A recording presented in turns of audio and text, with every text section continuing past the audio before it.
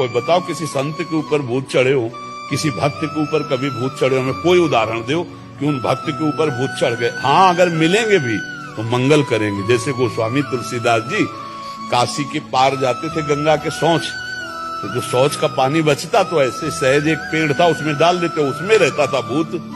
अब वो अपवित्र पानी पीता है तो शौच का अपवित्र पानी पीता। ये कई दिन घटना हुई तो वो प्रेत खड़ा हो गया हाथ जोड़ के और कहा आप जो मांगेंगे वो मैं दूंगा आपको। बोले हमने तो आपको पुकारा नहीं, कोई सेवा नहीं की। बोले बहुत बड़ी सेवा बन गई, जो आपके कमंडल में पानी बचता था ना, फेंक देते थे ना, वही हम पी लेते थे, अब हमको देना चाहते थे। बोले क्या दे सकते हो? हमें तो सिया राम जी के दर्शन चाहिए।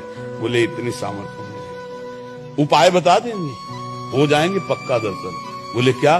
बोले जब राम कथा कहते हो उस समय हनुमान जी कथा सुनने आते हैं, उनके पैर पकड़ लेना, वो तुम्हें दर्शन करा देंगे। बोले हम पहचान कैसे पाएंगे कि हनुमान जी आते? तो बोले सबसे पहले कथा में आके बैठ जाते हैं और मलिन भेष है और बूढ़े स्वरूप में आते हैं और सबसे पीछे कथा में प्रणाम करके जाते हैं। जो ऐसा करे वो हनुमान जी होंगे। अब तुलसीदास जी जब भगवान की चर्चा शुरू देखा कि शुरू होने के पहले एक वयोवृद्ध विशाल काय आकर चुपचाप बैठ गए से।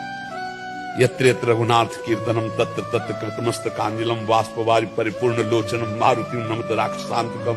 अशुभ प्रवाह करते हुए भगवान की चर्चा सुनते।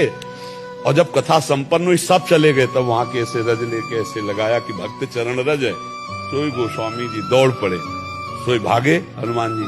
तो तुलसी घाट से काफी दूर है संकट मोचन हनुमान जी, वही संकट मोचन हनुमान जी। तो काफी दूर में जाके चरणों को तो हनुमान जी रुक गए। बोले क्या चाहते हो? तो कहा सिया राम जी के दर्शन। तो कहा यहाँ नहीं, चित्रकूट चलो। तो चित्रकूट हनुमान जी लिवा गए। फिर राजकुमार के रूप में जब राम लक्ष्मण जी के दर्शन हुए, चंदन तो वो लीला। तो देखो प्रेत ने भगवत साक्षात्कार का विधान बना दिया। प्रेत ने भला मंगल किया, महामंगल कर दिया भगवान के दर्शन का, साक्षात्कार का। तो हमें नामदेव जी को एक बार प्रेत में भगवान विट्ठल के दर्शन हुए महाराष्ट्र में। तो जो भगवान का नाम जप करते हैं, भगवान का कीर्तन करते हैं, भगवान की भक्ति, उनको कभी कोई अमंगल नहीं कर सकता। जिते विनायक शुभ अशुभ विघ्न करे नहीं कोई, और विघ्न करे नहीं कोई, डरे कलिकाल कष्ट भय, हरे सकल संताप हरसे हरिनाम जपत जय। कलयुग डरता है नाम जपक से। ये जितने राक्षसी स्वभाव के हैं, जितने आसुरी शक्तियां, ये सब डरती हैं भगवान के भजन करने वाले से। इसलिए खूब नाम जप करो।